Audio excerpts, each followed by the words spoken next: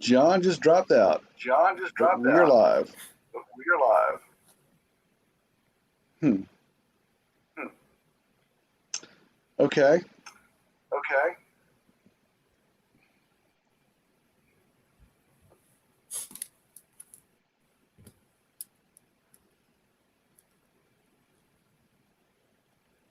Hold on for a second. There we go. There. When you went down, when you hit that thing, you lost me. When I hit go live? Yeah, try it again. We're live, buddy. Oh, dang, I'm sorry. That's all right. It's just tech, man. It's just what we call technical difficulties. Well, how you doing today? Good. Can you hear me okay? I can hear you real good. Zari, how about you? Can you hear us? Okay. All right. So I'm going to re-pull back up some of our PowerPoint stuff here because I had to switch computers because we went down. I don't know if anybody knows we're here, that we're back up because I don't see any counts yet, but we'll make the video and we'll talk about it later. Okay. So, John, while you do that, I'm going to pop this up. So, tell us a little bit about the video we just saw, the little music video. That's the house we're working on down here in Augusta right now. I'm down here in Augusta at Starbucks, but that's the house we're working on right now. And it was like from the beginning to we almost at the end. So I was just showing pictures of the house and how it looked with the video. Right. I did a little video. Right. Okay. Yeah. So you popping up? You gonna run the video for us? I ran the video at the beginning of the stream. I can rerun it. You already ran it. Okay. Yep. I already ran it. That part worked until you dropped out. So we had that part run okay. Okay. So let's see. So Zara, how you doing today? I'm doing good. Everything. Tell us a little bit about what you're doing with the book. So while Alice do that, then we'll bring you back in. We'll get into the topic step. It's about the curriculum. Yeah, a little about what you're doing with the book. Well, I'm creating a curriculum for that's basically surrounded by the book. It's basically what my dad already did. Turn your cell phone down. You got an echo. I don't know how to. Okay. It's your microphone. Turn your microphone down a little bit on your computer because it feeds back. It gives you feedback. It plays your speaker back through your mic. Oh, just a little. Is it still there? All right, go ahead. I'm sorry. Go ahead. But yeah, he already created a curriculum. I'm just improving it and making it easier to follow along with. Okay. So what have you done to it? I mean, tell everybody about the new layout of it. Well, that's a lot to go through. It's pretty long. It's pretty long. Well, we want to educate the people, so I'm trying to see, like, let the people know exactly what you've done and what they're gonna get with the new instructions, the way you laying it out in the book with the classes. Well, it's an online course. There's 4. No, that's not 4. There's 6 units, and within those units, there's lessons, and then within those lessons, there'll be lectures. It's like 1 or 2 lectures in every lesson. And basically what's going to happen, we're going to have, well, I'm not sure exactly how we're going to do it yet, but I guess we're going to have my dad or a couple of other people give the lectures to you online while you take notes or do whatever you have to do. And then after that, there'll be some sort of assignment or assessment to go along with that to make sure that you retain, that you can retain the knowledge that you've learned. When will that be ready?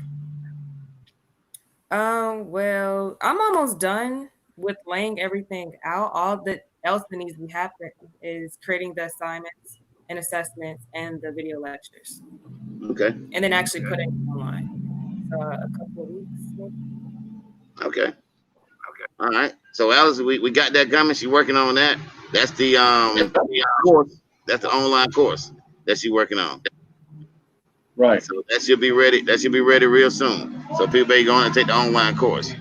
What's going on in real estate this week, Alex? You find anything? Any new deals? Well, the rates keep dropping.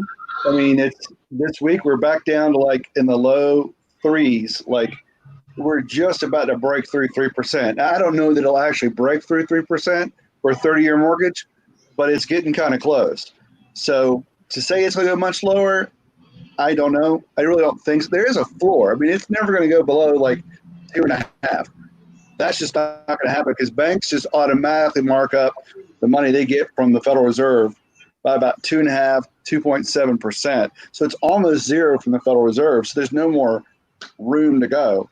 So if you're thinking, I'll wait another month or two before I buy something because I want to see another 1/10 of a point come off the rate, I'd say if you find yourself the good deal, don't wait around because you think you're going to get another 1/10 of a point off of a rate. That's not going to make any difference in whether or not you saved $10,000 because you've got a good deal at this point in time.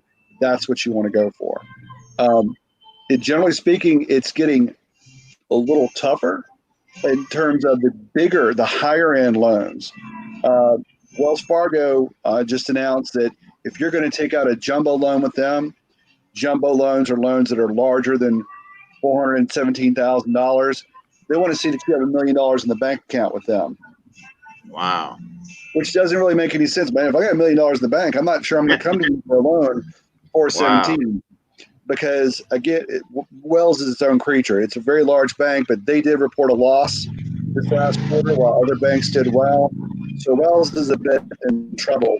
I don't know why they can't make money when the other banks aren't. But of course, if you followed Wells, they've had their problems with some shady business dealings over the last several years that have caused them a lot of money in penalties with the government for selling you a product you never bought, but charging your account. I remember that. Remember that? So some of that kind of stuff been going on as well. I would say your rates are about as good as they're going to get. The continuing shrinkage of the number of homes in the starter home category is an ongoing story because people are going out and buying their first home for a sub $200,000 house, and the increasing exodus of folks out of Manhattan, let's say Manhattan real estate, San Francisco real estate, people aren't paying rent. They figure that 30% of people paying rent for an apartment in New York City aren't paying their rent right now. And they don't have to because they made a rule that you can't kick people out. The mayor said, well, can't kick anybody out because this is coronavirus. So if you can't kick me out, why do I have to pay my rent? That's going to cause problems for landlords because when it does come around, you got to pay all this money. They won't be able to, and they're just going to leave. Other people are just leaving. They're just leaving the big cities, and they want to go to the suburbia. And so if you're in that market of smaller town America or suburbs, you're seeing the exodus, people leaving New York to go to Connecticut, leaving Charlotte to come into South Carolina or Atlanta. There's a lot of migration out of the bigger cities into the smaller town environment. So, the 3 rules of real estate, location, location, location, still applies. You've got to be in the right location. Let me ask you a question. To find your. Let me ask you a question. You said something there. I just want to clarify in my mind. I was trying to figure it out. What do you think is best for people to do? To go to the direct banks, depository banks, and get their loan, or deal with a mortgage company? Do you think we get better rates when we go to the depository banks and the closing cost is lower than dealing with a mortgage company? You don't have as many options when you go to a local bank. They have their products, and that's it. Whereas a mortgage broker can take you to many different lenders that fit your unique situation. I would say if you're the kind of a consumer where you've got a 700 plus credit score, a nice size down payment, going to your Bank of America's, Chase, Wells Fargo, those guys, you're probably going to get a pretty good rate because you're very easy loan. Yeah. If that's not your experience, your situation, then a broker might be a better option for you. I just seen a lot of the broker rates a little bit higher. I seen their rate a little bit higher. They are, but they have more flexibility. Gotcha. You will probably get a better rate at Bank of America than a broker if you're a customer. Right. The brokers not necessarily as much, and the brokers they get paid on commission. Right. Most of the times, your bank employees, and so they'll shop you the product that makes them the most money. Right. Within reason. But a bank employee is a bank employee. Yeah. They just offer you the products they've got, and that's Right. that. So yeah, I was just wondering because I had a couple of customers, and we were going back and forth where they should take them to a local bank or should they go to a mortgage company. And they have pretty decent credit, so yeah. I guess you can do both. Yeah. It's like I wouldn't say go to the Ford dealership only and look for a car. I got a lady that did ask me a question, and I want to see if I can help her out with it. Got a property. It's a it's an owner occupant property right now. Someone living in it, and she want to buy it, but she want to buy it and don't want to go to the local bank. Well, don't want to put down the 20%. The house got a little bit of equity in it, so just trying to figure out. She had that question on what's the best way to buy the house. What's the best way to buy it? Because someone is living in the person that living in the house is a family member also, so she's buying it from the family member. And I was just wondering what is the best way in your mind to do it. I would tell them to quick deed it over into her name and then refi it. But what do you say on that? So the owner is who in this scenario? The owner is a family member. It's a family member. Who is the person living there? One of her family members, like a mother. A different person. Yeah, different person. Yes. And that person is going to move out. Yes. Okay, so that really doesn't. The family member that's there doesn't really have it's not a deciding, influencing factor there. So it's just it's a family transfer in essence. Mm-hmm. Is there debt already on the property or not? Yeah, there's a mortgage. Okay. So it will have to be refinanced. It will have to be refinanced. What's the difference between the mortgage balance and the purchase price? Probably about $30,000 to $40,000. How much money does this person have to put down? Well, they can put down the money, but they were just trying not to put it down. They were asking the question, trying to see if there's another route to do other than putting the 20% down. I was just trying to get creative with it, and I had said something about maybe do a deed transfer the deed, then refinance it, because then it'll be in their name. Then they can refinance the property. I was on that level with it. I was just trying to see what you were thinking on it. You know what the rate is on the property? Of the current mortgage? It's not as low as what it is now, because they had it for some years. Okay, so what you could do is you could do a subject to transaction. Okay. Where you actually have a physical closing, and you assume you take over the existing mortgage in place, and you write up an additional, and then of course you put money down of whatever you're putting down, and whatever the gap is that's left over that's not covered, and the purchase price is X, you got Y and Z, what you put down in the existing mortgage, there might be some additional money you need. You write that as a second mortgage and attach it to the property. And then 6 months from now or a year from now, whenever, you can refinance and take out the existing first and the second and wrap up into a new mortgage at that time. If your goal is to do this quickly. Gotcha. Because I was just trying to give them another idea of how they can do it. And go ahead. You got an idea? Well, that's one way. Here's another idea. What prevents you from going to the bank and putting 20% down or however much? Just don't want to put the 20% down. Trying to find another way to do it other than putting 20% down. Credit good, got the money, everything. Just trying to figure out if you can take the money and put the money somewhere else. Why not 5% down like an FHA deal? Or is in the house in an area that would qualify for USDA? Yeah, it won't qualify for USDA. It won't qualify for USDA. Is the person a veteran? Sir?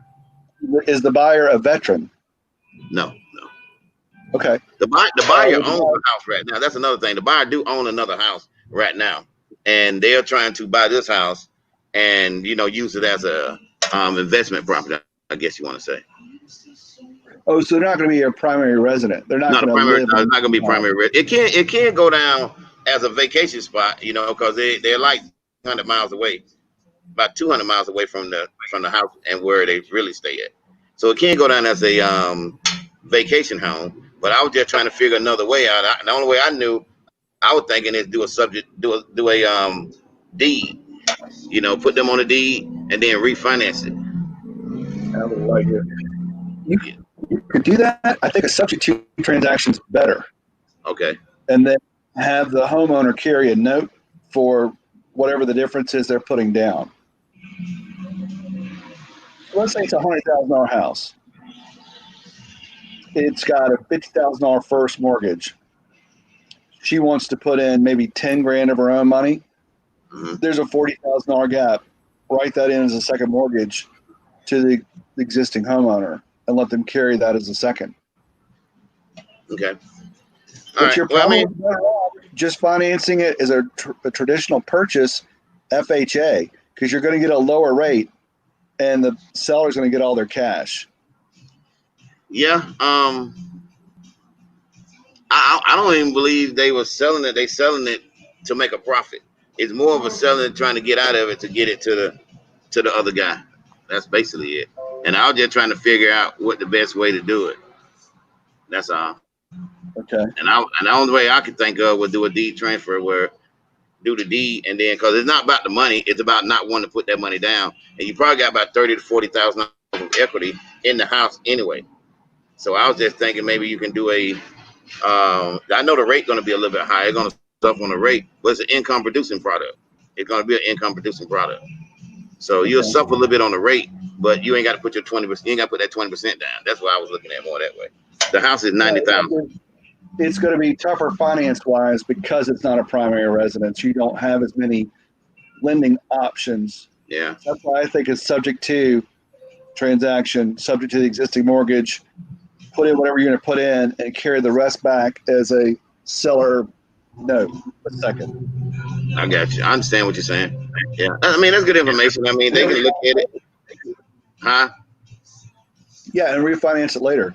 And you can make that second any term you want to. Yeah. You can make it 30-year, 20-year, 10-year, 5-year or something. Your 5-year note doesn't have a big payment to it. So you got to figure, what's most important, cash flow or not having this cash all taken out right now. Yeah. I don't think, like I say, it wasn't about no cash, or it was just about transferring from one family member to the other, and the other family member going to move somewhere else, and then this particular house is going to be taken over by that family member, and they're going to use that as rental property. So it's more on that level than it is about trying to pull money out. The other family just were trying not to put down the 20%, and I was trying to find that way where they don't have to put the 20% down.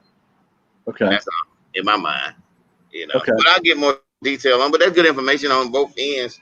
They can do the subject to. They can deed it, transfer it, refinance it.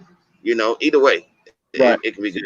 Yeah, some good information. I just wanted to get that out there because that was a question that it came in on me on a private side. Yeah. Sure. Cool. But Zara, hey, so I want to ask Zara a question. Zara, why are you 19 years old? Why is it important for young people to get into this housing thing? Well, because eventually, you're going to need a house. You need somewhere to stay. You need somewhere to live. So why not start learning and planning early? How great would it be to say at 19, I was able to buy my first home? That's an amazing thing to say, to be able to claim. Like, that's amazing. So I think it's better to plan early and plan ahead. Yeah. So, yeah. And that's one of our topics today in our top 6 steps. That's number 1. Plan ahead. She cheating. Plan ahead. Cheating. That's in our top 6 steps. Plan ahead. Yeah, most definitely. I'm a big fan of trying to push the young people. That's why I wanted Zara on here. Zara, what have you learned? What have you learned real quick? Yeah, Alice bringing that up. What have you learned real quick about credit since you've been, out of school and everything? What have you learned about it?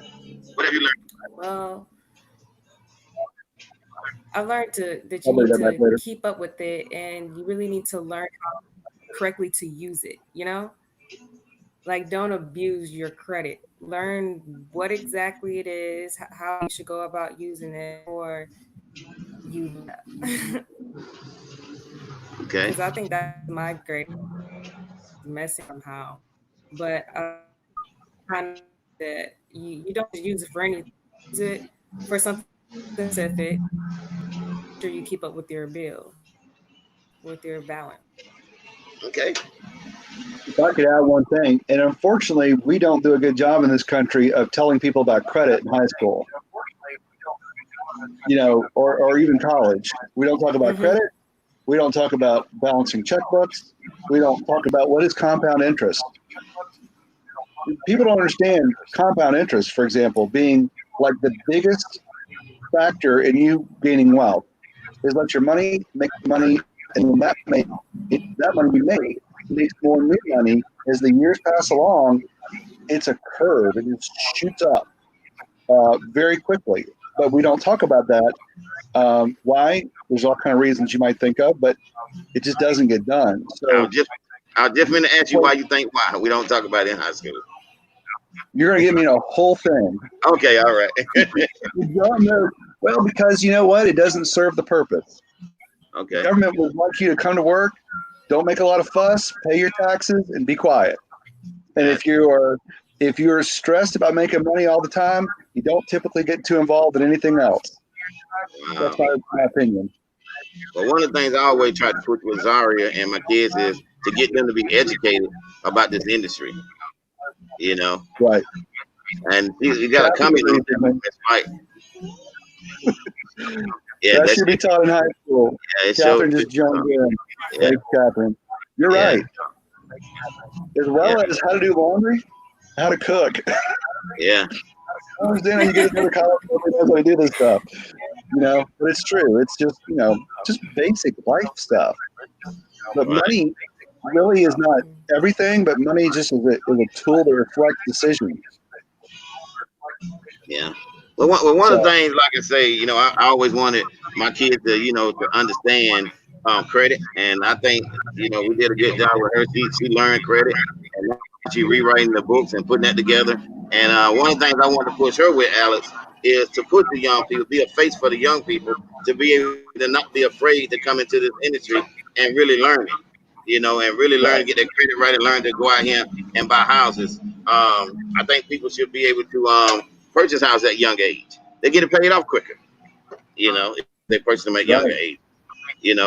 Instead of renting by a condo, and we talked about this at one of the other shows. FHA really allows you to use that FHA loan to buy a condo, and then you can rent the other side out. I mean, a duplex, and then you can rent the other side out. So you actually can buy a duplex with FHA loan, live on one side, and rent the other side out, and you're really living for free then. Or you could buy a condo, take in a roommate. Your roommate's contribution to the rent may make like 75% of your payment or more for the condo, and you're almost living for very low money, if not free. That's right. And they're buying your condo for you. Yep. While you're living in it too. And then you keep on next step, the next house, keep that one, keep a rental flow going. Yeah, it's a big deal. Okay, hey, let's go back to the slide. Plan ahead was number one. She cheated. She got the plan ahead right. So the next one is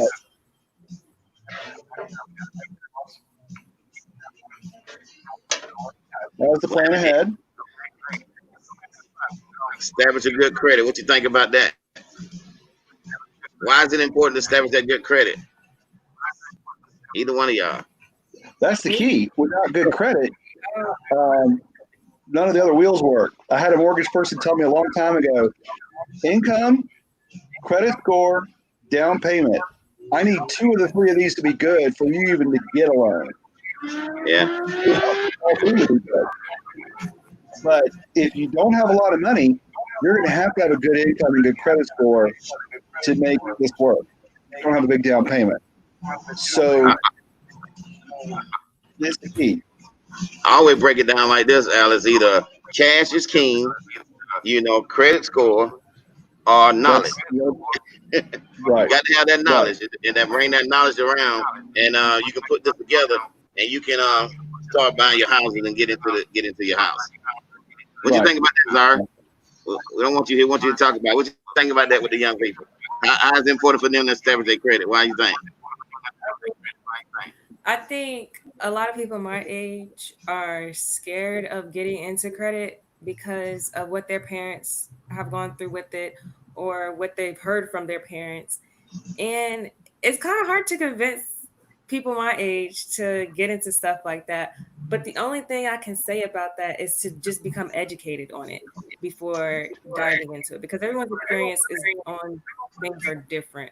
So as long as you have the knowledge and are educated on that subject, such as credit, then you should be fine, and it's not nothing to be scared about or scared of. And if I could add, Catherine, with another comment, interest rates are much higher without good credit. And rightfully so, because a bad credit score means basically you don't pay the people you owe consistently. So if the bank has to take on more risk to make you a loan, they're going to want more interest to compensate for the extra risk for your uh, incomplete payment history or inconsistent payment history. Those are factors. So just like in a job, you get paid better if you're consistent, reliable, do what you say you're going to do. It's the same way here. If you're consistent, reliable, and you pay your bills, your credit score's better, your interest rates are better, and aside from real estate, you typically can't get great jobs with bad credit scores because your employer will do a background check for an important job. One of those checks is criminal history and then credit score history. Wow. Because bad credit scores means there's a decision-making problem here. So I don't want a bad decision maker being in charge of my business or having a position of power within my business. Gotcha. Conversely, lack of credit, again, lack of credit at all could be bad. And John, you know about that. With what you've taught before, that if you have no credit because you've never built a history, because let's say you're 19 years old, what credit could you have built at 19? You've got to get started. How do you establish good credit that way, John? If you don't have any, you're starting from zero. Starting from zero? How can you establish good credit starting from zero? What I usually tell people to do is do secure credit cards. You know, don't you ask me? That was the question you asked me? Yeah, number one is do secure credit cards. What's the easiest way to start building up that good credit from a young person's perspective? Secure credit card with one of the local banks. You got some companies out there. Fingerhood is a good company to establish some credit with. You know, I tell people, just the first thing is secure credit cards. Go to your local bank, get your secure credit card with your local bank, and they will report it. And if something was to happen with your credit, then guess what? The money in the bank, it pays it off, so it really don't damage your credit. So that's one thing I tell people to start out with secure credit card while you're learning this game and learning this industry. And then you got Fingerhood and people like that. Okay. To raise that credit. Good. Get pre-approved. These are our top 6 steps when buying a home. And before you go out there and look at a home, before you even talk to anybody about a home, I think you should be able to get pre-approved. Go to the bank, go to a mortgage company and get yourself pre-approved so you'll know what you're looking for. We already have a pre-approval level. Plus, it gives you a little bit more negotiating power with it when you do find that particular house that you want, that someone trying to sell you. So right. That's Can you explain for the younger people what exactly is getting pre-approved? You want to take that, Alex? It means you go to a mortgage broker or to your local bank and say, I'm going to begin the home buying process. This is your first step after you make sure you've got good credit. And they will tell you, well, if you'll tell me your income documented, what the assets are, your liabilities are, what do you own, what do you owe, and then what's your credit score, I can tell you how much we're willing to loan you based on that information. So they'll present you a letter that you are pre-approved up to a particular amount based upon all those factors, so that now when you go out shopping for a house, you know what your price range is. Many realtors, if you go that method of buying a home, don't really even want to shop with someone that cannot present them with a pre-approval letter because you have no idea how to narrow your search of what to search for. We're not going to shop mansions when you're pre-approved for $100,000. So we got to keep it within the bounds of what you can afford, and that's what the pre-approval does. It helps you refine and focus in on where you should be shopping. Yeah, and like Alice said, once you go there, of course, they get all your DTI numbers together. They get everything together so you know exactly, what your numbers are. And it's a good thing. They tell you need to pay some things off. So, you get that pre-approval. It's real powerful. For the young people, it's real powerful for the young people, to be able to have that. Define DTI. Debt to income ratio. That's taking your gross. Well, they do it by gross. So take your gross income and all of your expenses, and then you'll come up with that particular percentage of that number, dividing into it. And FHA is 41%. Just let everybody know you got to be 41% below on a DTI dealing with FHA loan. When you say expenses, you mean expenses related to a loan payment, car payment. Yes, car payment, not water bill, light bill, and stuff like that. The way I explain to people, stuff that report on your credit report. Stuff that actually report on your report. That's car payment, credit card, furniture bills, anything that report. And they do that in your DTI. We actually have a budgeting software that you actually get when you come to the program, that we actually put your numbers in there, and it will actually show you your DTI numbers through our software that we got. Right. Yeah. So yeah. But that's it. Did we answer that okay? Zara, did we tag team and get that? Yeah. So you understand what the pre-approval is and all that for the young people? So it's very important to go get pre-approved. That's right. The next one. I think this was an important one here. After you get pre-approved, make sure you set and stick with your budget. Once you set that budget, I think you got to stick to it. Because there's a lot of houses out there, and you might walk into a house and get overwhelmed and like, oh, I really like this house, but it might not be in your budget, and so really stick to your budget. And one thing I teach Alex is not only stick to the budget that the bank give you, stick to the budget that you come up with, that you create.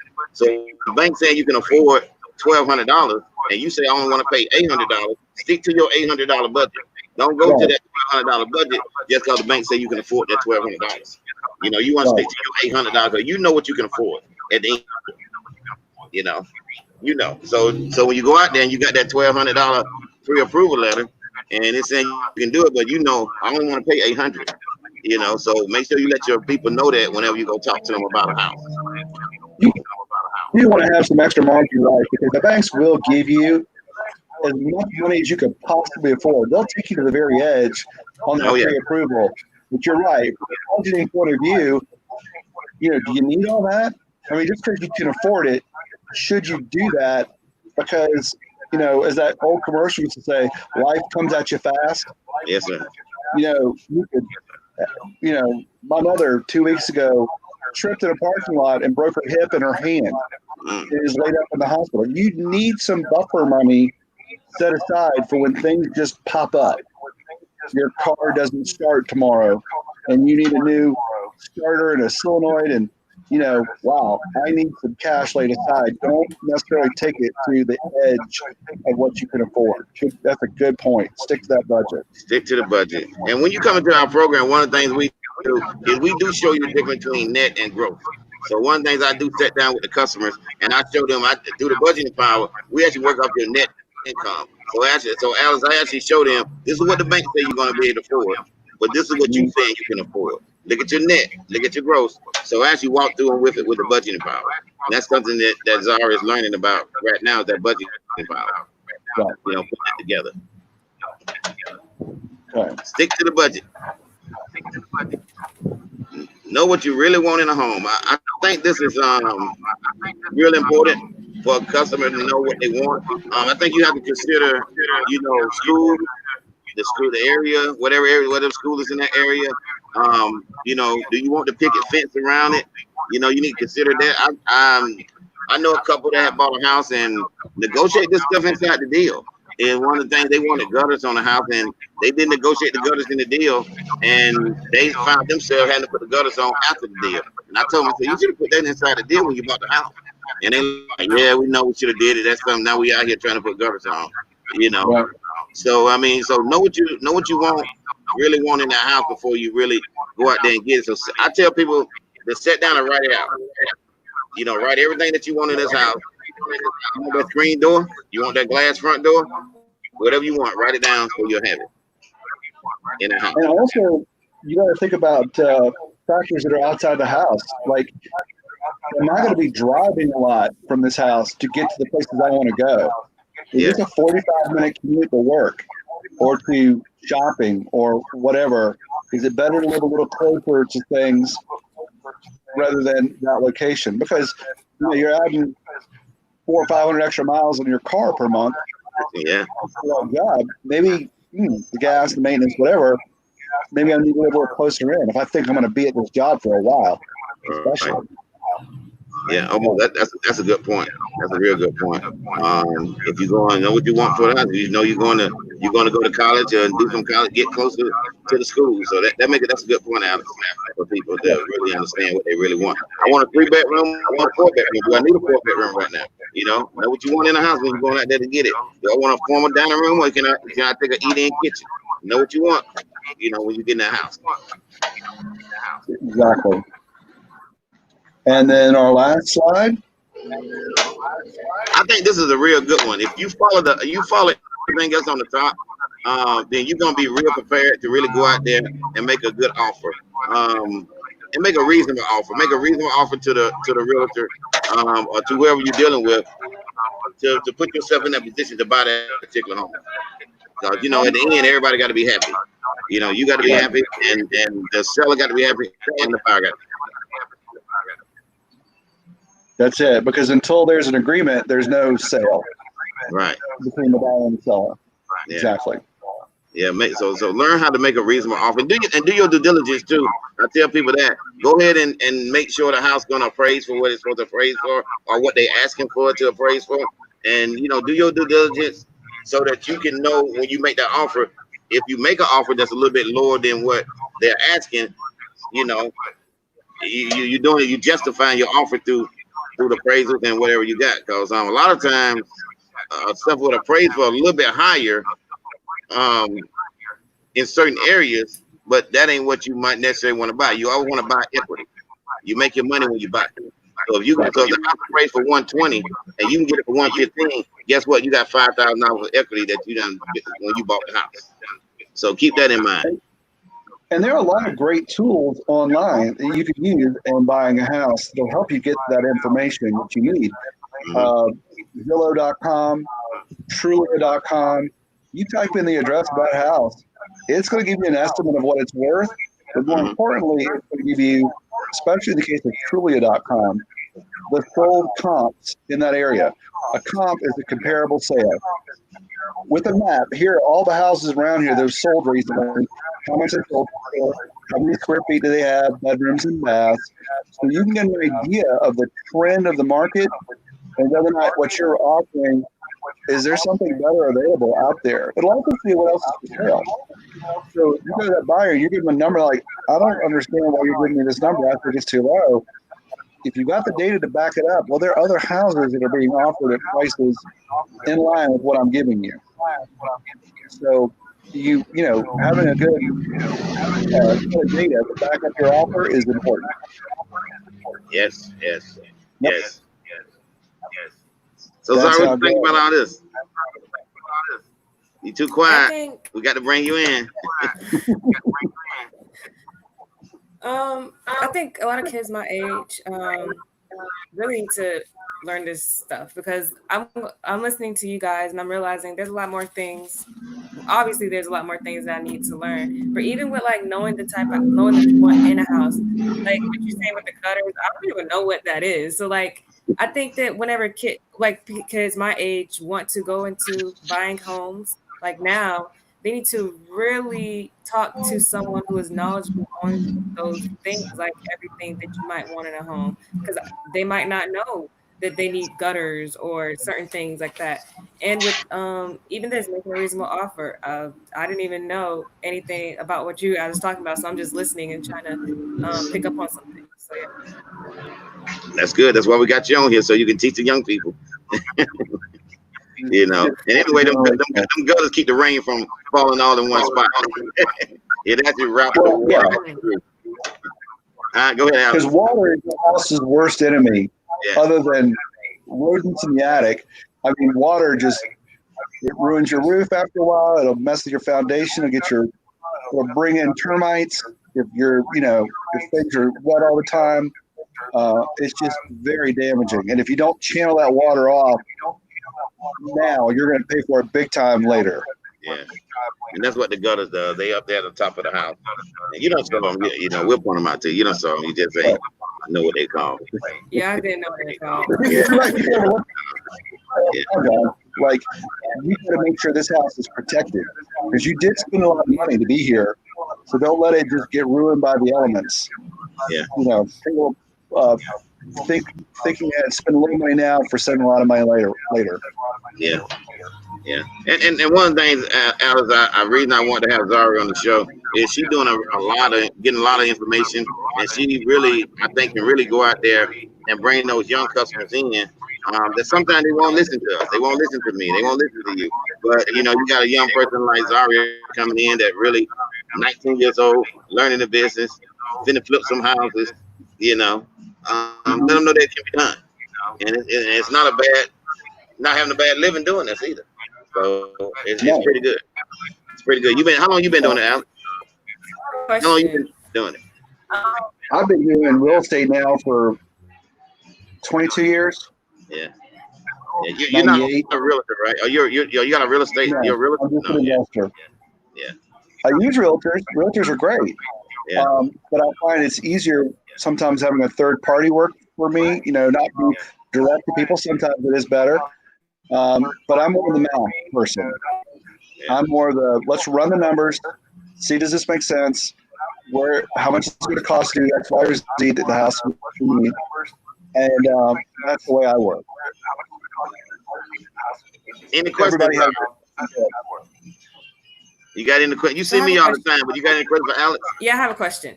Okay, so about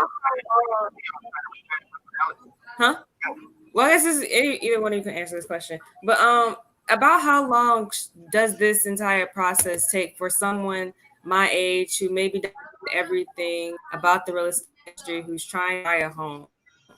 How long would you say this process would take?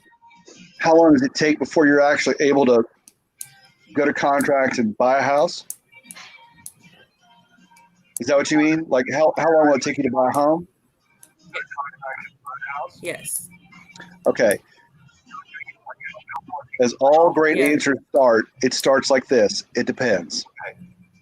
And what it depends on is income, debt, and building up our credit.